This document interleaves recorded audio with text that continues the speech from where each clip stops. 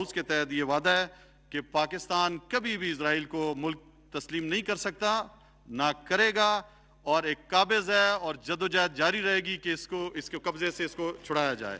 जी मुराद सईद साहब। जी बिस्मिल्लाहिर्रहमानिर्रहीम। स्पीकर साहब, पहले तो बहुत शुक्रिया, और फिर उसके बाद न सिर्फ जो अभी यहाँ पे जो कुछ कहा गया न सिर्फ वो झूठ पे मबनी, बल्कि हम उन अल्फाज की भी मुजम्मत करते हैं शदीद किस्म की। और मैं यहाँ पे 3-4 दलाइल देता चलूँ कि इस वक्त अल्लाह का लाख लाख शुक्र है कि पाकिस्तान का वज़ीर आज़म इमरान खान वो पाकिस्तान के इस वक्त वज़ीर आज़म है कि अक़वाम मुत्तहिदा अगर बात सुन ले तो बात सुन ले, मौका दे, बात सुने।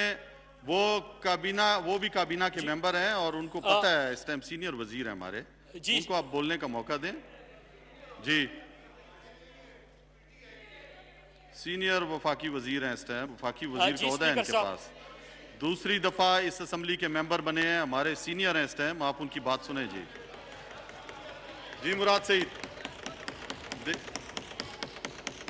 स्पीकर साहब, फर्क ये है कि अभी जो मौसूफ गुफ्तगू कर रहे थे, ये जब वहां पे बरतानिया चले गए थे तो आपको याद होगा कि पाकिस्तान के ऊपर दहशतगर्दी के इल्जामात लगाए जा रहे थे, लेकिन यही मौसूफ न सिर्फ वजीर खारजा होते हुए इकामा रखते थे, बल्कि बाहर पे 15-20 लाख रुपए पे नौकरी भी करते थे। पाकिस्तान के वजीर दिफा भी थे, वजीर खारजा भी थे। स्पीकर साहब, इमरान खान ने आप प्लीज उसके मुतलका जवाब दे दें। जी हाँ स्पीकर साहब, आप तसल्ली रखें प्लीज, आप जो है वो अपनी अपनी जगह पे बैठे। जी देखें वो जवाब दे रहा है, उसको जवाब आप देने दें। आप अगर शोर करेंगे तो बात किधर से किधर निकल जाती है। आप 1 मिनट बैठ जाएं। आप किसी को, मैं हाउस चला रहा हूं, मैंने मौका दिया, आप उनकी बात सुनने दें। आप सुने। जी स्पीकर साहब, जब अगर तो उसी का जवाब आप मुराद, आप उसका जवाब दे दें प्लीज। स्पीकर साहब, मैं सीधी बात का सीधा जवाब दे दूंगा। अगर खामोश हो जाएंगे तो मैं दलील दे दूंगा, खामोश नहीं होंगे तो मैं इनको आईना दिखाऊंगा।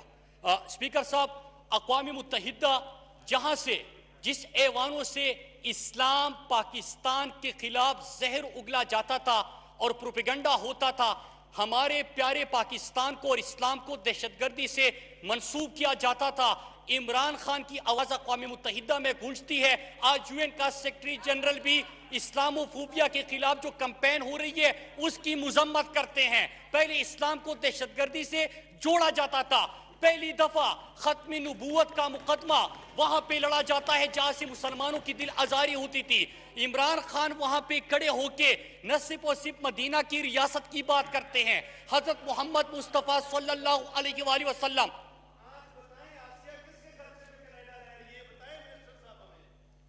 आप बोलें। जी सर, आप दरमियान में नहीं बोले, इंटरप्ट नहीं करें। आपको मौका मिलेगा फिर आप अपना सवाल करें।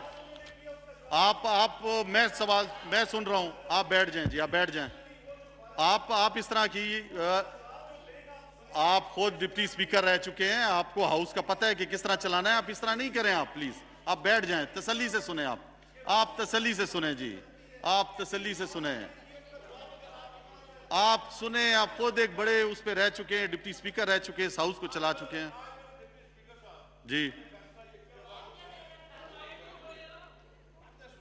जी जी प्लीज आप सुने, आप भी सीनियर है हमारे। जी जी स्पीकर साहब, उनके पास फ्लोर है कि मेरे पास है? जी जी अगर यहाँ पे कोई आप बोले। जी मैंने तो कोई ना मुनासिब बात नहीं की, मैंने तो आगाज किया था कि यहाँ से शोर उठा।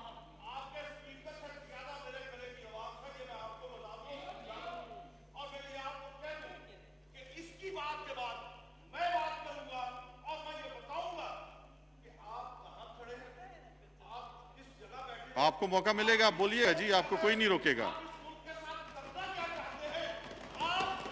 बोलो मुराद सईद साहब, आप अपनी बात जारी रखें। आप अपनी बात जारी रखें मुराद।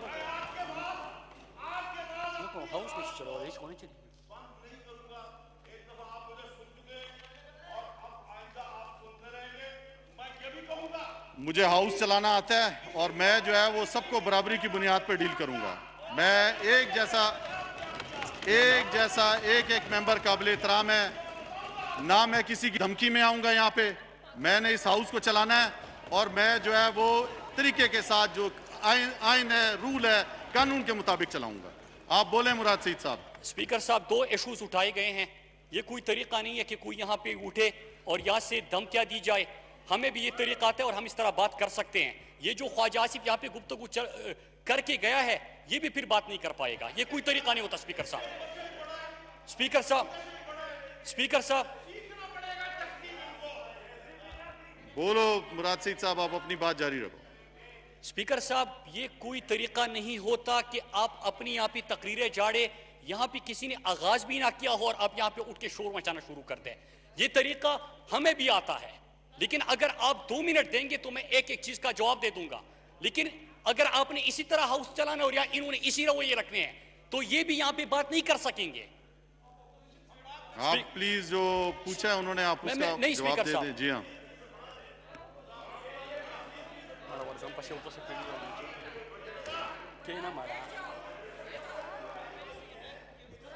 स्पीकर साहब, आप बैठेंगे, आपको ज्यादा पता है, मेरा ख्याल है आपको ज्यादा वो है कुछ। आप प्लीज बैठ जाएं, आप बैठ जाएं जी, आप बैठ जाएं। आप बार बार उठते हैं, आपको आज बड़ा जज्बात आया हुआ है। आप प्लीज तहम्मुल से बात सुने लोगों की। वो दे रहा है जवाब, आप उसको जवाब देने दें। जी स्पीकर साहब, 2 इश्यूज उठाए गए हैं और 2 मिनट में मैं बड़ा मुख्तसरन उसका जवाब देता हूं। एक ये कि कश्मीर के ऊपर उन्होंने बात की। यूएन सिक्योरिटी काउंसिल में पिछले 50 साल अरसे में पहली दफा 50 साल के बाद 2 दफा 1 साल के अंदर कश्मीर इशू के ऊपर डिबेट होती है। और कश्मीर जो इंडिया अपना अंदरूनी मसला समझता था, आज वो इंटरनेशनलाइज हो चुका है। और कश्मीर का मुकदमा जिस अंदाज से इमरान खान ने लड़ा, ये माजी में किसी ने नहीं लड़ा था। स्पीकर साहब, अभी जिस किस्म की आवाजें आ रही है, मैं बात करूंगा कि कौन अपनी नवासी की शादी पे मोदी को बुलाता था, तो फिर ये कहेंगे कि ये जवाब दे रहा है। मैं अगर बात करूंगा कि सज्जन जंदाल को बगैर वीजा के किसने मरी आने की दावत दी, मैं उसके ऊपर बात करूंगा तो ये करेंगे कि मैं गुस्सा कर रहा हूं।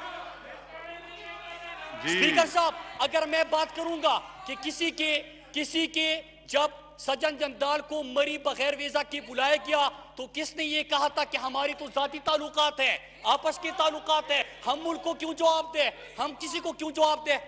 तो स्पीकर साहब, ये रवैये थे। अब जब यहां से इनका लीडर इंडिया जाता है तो वहां पे हुर्रियत रहनुमाओं के साथ मिलने के लिए उनके पास टाइम नहीं होता।